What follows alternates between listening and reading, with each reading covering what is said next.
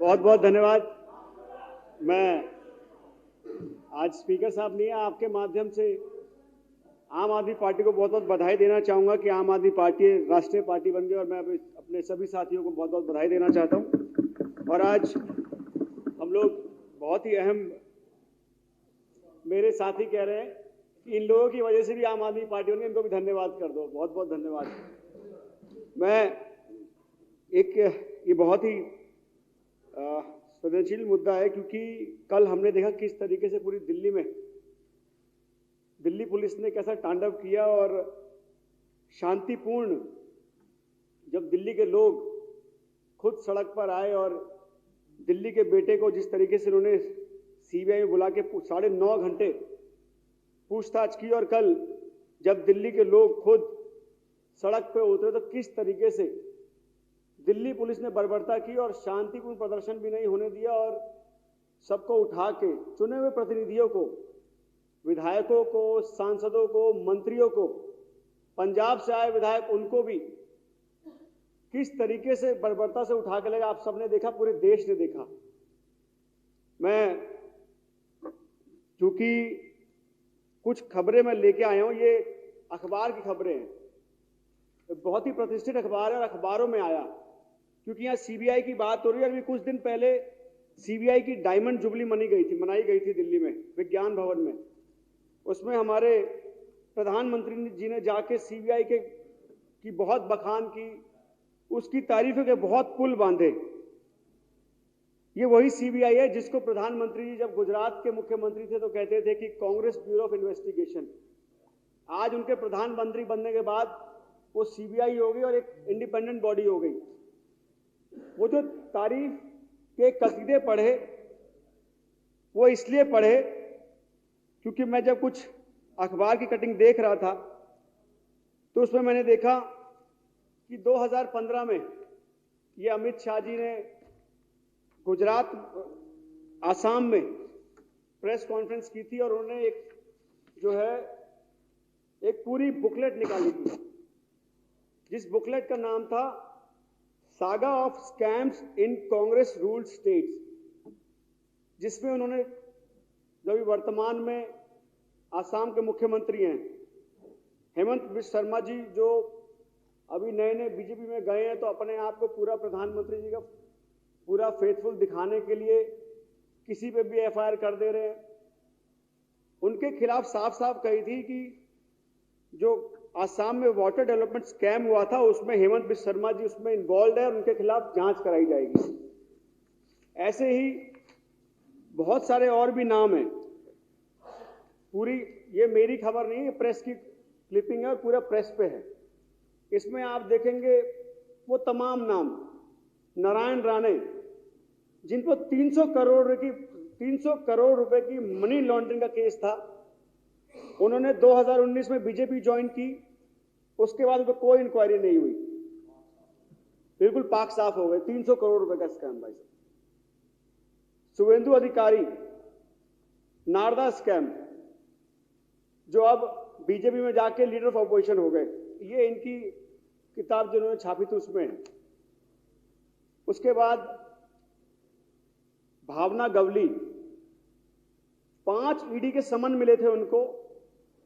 वो महाराष्ट्र के यवतमल वसीम लोकसभा से आती हैं और 5 बार ईडी के समन मिला, लेकिन जैसे ही शिवसेना की पार्टी टूटी, शिंदे फैक्शन के वो साथ आए और उनको शिवसेना पार्लियामेंट्री कमेटी, जो पार्लियामेंट में होते हैं चीफ विप, जैसे हमारे चीफ विप दिलीप पांडे जी हैं, वैसे उनको पार्टी का चीफ विप लोकसभा में बनाया गया।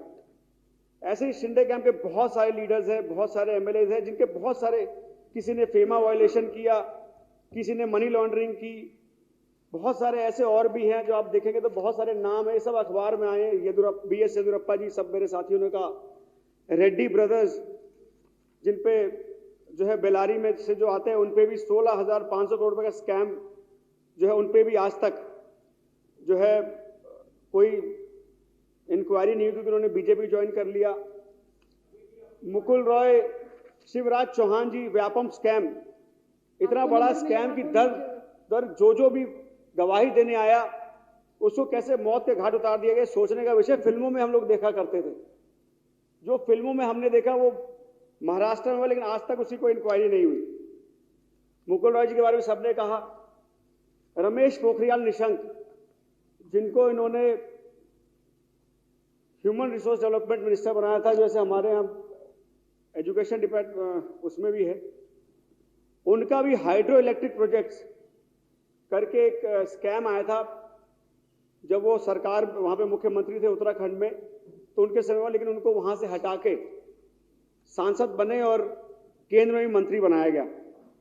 तो ऐसे बहुत से नाम हैं जिनके खिलाफ कंप्लेंट हुई, लेकिन आज तक उनकी इंक्वायरी नहीं हुई। तो आज सीबीआई की स्वायत्त कहां से रह गई?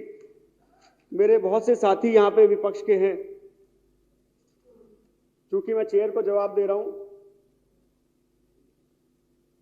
कहना नहीं चाह रहा, लेकिन ठीक है।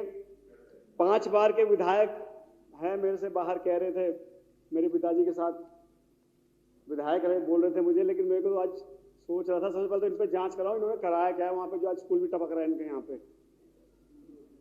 दूसरा वो कहते हैं कि हमारे होम मिनिस्टर, वो कहते हैं हमारे होम मिनिस्टर और प्रधानमंत्री पे भी इंक्वायरी आई, वो चुपचाप जाते थे। अरे हमारे शहर है, हमने चोरी नहीं की, हम चौड़े में जाते कि हमसे जो फर्जी पूछना है पूछ लो, हमने कोई चोरी नहीं की है। भाई तुम्हारे मन में चोर था, तुम छुप के जाते थे, कहीं ऐसा ना अरेस्ट कर ले तो जवाब देना भारी पड़ जाएगा। हमारे जवाब, हमने कभी भी किसी जांच में हमको बुलाया, हमने कभी इवेड नहीं किया।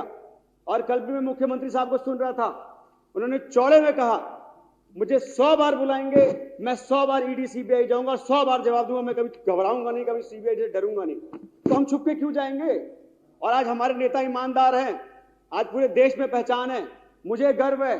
तुम जब जब मेरे नेता को सीबीआई बुलाओगे, अभी तो कल आपने एक ट्रेलर देखा था, जब जब बुलाओगे पूरी दिल्ली सड़क पे उतरेगी, अगली बार आपको देखना पर चलना मुश्किल हम लोग कर देंगे। और आप सही शक कर रहे हो, आप सही शक कर रहे हो। अभी तक तो हमने चौराहे जाम किए थे, ये दिल्ली है, दिल्ली में हमारी सरकार है, बेशक पुलिस हमारे पास नहीं है, लेकिन हमारे पास लोगों की ताकत है। अभी तो हमने चौराहे जाम किए थे। आपका शक सही है, अगली बार आपके घर घर जाके जाम करेंगे, आप घर से निकलने नहीं देंगे जब तक हमारे मुख्यमंत्री को परेशान करते रहोगे। एक मेरे पास एक कर्नाटका का एक केस है, मैं लास्ट पॉइंट ले रहा हूं, मैं चूंकि 10-10 मिनट आपने कहा है तो मैं ज्यादा समय लूंगा, क्योंकि मैं तथ्य बात करना चाहता हूं। क्योंकि मुख्यमंत्री जी हर मंच से कहते हैं कि ये अफसरों को डरा रहे हैं, पत्रकारों को डरा रहे हैं, जजों को भी ये डरा रहे हैं, धमकाते हैं। इसका एक साफ, एक बड़ा फैक्ट मेरे सामने, मेरे हाथ में है। हमारे उप मुख्यमंत्री साहब के यहाँ इन्होंने छापा मारा, उनके गांव से लेकर सरकारी आवास से लेकर पैतृक निवास तक इन्होंने छापा मारा, उनके यहाँ 1 रुपए भी नहीं मिला। उनके लॉकर पे भी गए, कोई गहना नहीं मिला। ये बड़ी साधारण सी बात है मैडम, हमारी कमाई बढ़ती है ना, तो बीवी देखती है पति कमाई बढ़ती है, वो भी कहती है यार एक अब तो तुम्हारे पैसे आ रहे हैं, कुछ हार वार दिला दो। होता है, ये तो जेन्युइन है। मैडम हंस रही है, आपकी भी नई शादी हुई है तो आप तो बेहतर जान रही है। तो ये बड़ा साधारण सी बात है, लेकिन आपने देखा उनके लॉकर में भी उन्होंने छापा मारा, लॉकर में भी एक गहना या कोई नया हार नहीं मिला, झुंझुना मिला, झुंझुना। सेम कोर्ट में जाते हैं तो ये कहते हैं कि जो है ये हमारी इंक्वायरी में सपोर्ट नहीं कर रहे हैं, हमको और रिमांड चाहिए, जबकि हम हर बार इनका सपोर्ट करते हैं, हर इंक्वायरी में हम लोग जाते हैं। कर्नाटका में एक एमएलए हैं, बीजेपी एमएलए, इनका नाम है मडल विरूपक्षप्पा। 27 मार्च को ये अरेस्ट किए गए थे, क्योंकि कर्नाटका लोकहित पुलिस ने इनको अरेस्ट किया था, क्योंकि हाई कोर्ट ने इनकी बेल रिजेक्ट कर दी थी। इनके बेटे के यहां से सबने देखा, 40 लाख रुपए कैश पकड़े गए थे और घर से 8 करोड़ रुपए कैश मिला था, सबने देखा। सेम केस हमारे यहां, जबकि हमारे उप मुख्यमंत्री के यहाँ या किसी मंत्री के यहाँ 1 रुपए नहीं मिला, इनके विधायक के यहां पैसा मिला। लेकिन कोर्ट पे किस तरह का दबाव है कि उसी केस में कोर्ट क्या कहता है कोर्ट ने जो बेल दिए, बेल ऑर्डर में पढ़ रहा हूं, एक ऑर्डर तो खैर बहुत बड़ा है, बट मैं सिर्फ 3 लाइन पढ़ूंगा। The petitioner has undertaken to cooperate and assist in fair investigation and trial of the case.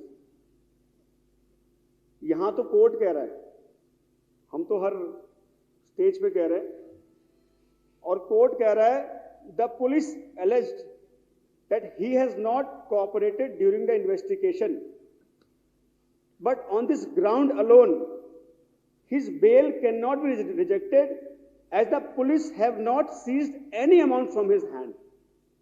ये कोर्ट कह रहा है कि भाई उस एमएलए के हाथ में कुछ नहीं मिला तो उसको बेल डिनाई नहीं कर सकते, लेकिन यहां पे आप देखिए इन्होंने इतना छापा मार लिया, इतने घोटाले की चिल्लाए कह रहे 1 रुपये नहीं मिला, लेकिन हमारे उप मुख्यमंत्री को बेल नहीं मिल रही। चलिए कंप्लीट। तो ये कहीं ना कहीं साफ दिख रहा है कि ये जो सेंट्रल एजेंसियां हैं किस तरीके से ये सीबीआईडी का इस्तेमाल कर रहे हैं। और आज मनीष जी हो, चाहे सत्येंद्र जैन जी हो, चाहे अब मुख्यमंत्री जी को ये जो परेशान करने की बात है, ये साफ साफ जाहिर हो रहा है। और एक हमारे साथी बोल रहे थे कि जी जो आजकल हम गवर्नर साहब के जो सत्यपाल मलिक साहब का जो सुन रहे हैं कि आज इतना बड़ा खुलासा कर रहे हैं, ये सब कह रहे हैं वो झूठे हैं, वो झूठे हैं, वो झूठे हैं। हाँ, तो इनके लिए तो वो झूठे होंगे ही।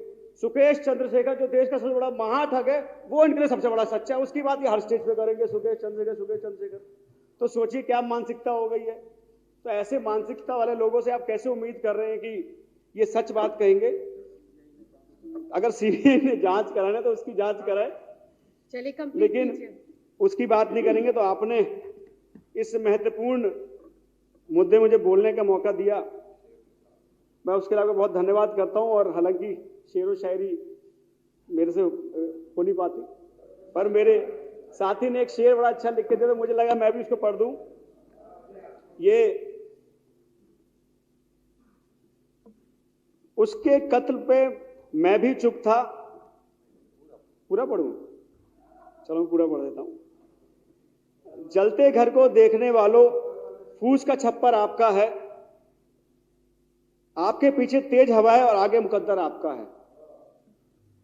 उसके कत्ल पे मैं भी चुप था, मेरा नंबर अब आया। मेरे कत्ल पे आप भी चुप है, अगला नंबर आपका है। मुझे इस के लिए बहुत बहुत धन्यवाद डिप्टी स्पीकर साहिबा, बहुत बहुत धन्यवाद, आपने मुझे बोलने का मौका दिया। और मैं इस डिस्कशन का समर्थन करता हूं। और निश्चित तौर पे सीबीआईडी का जो इस्तेमाल हो रहा है वो दिल्ली नहीं पूरा देश देख रहा है। बहुत बहुत धन्यवाद। जय हिंद।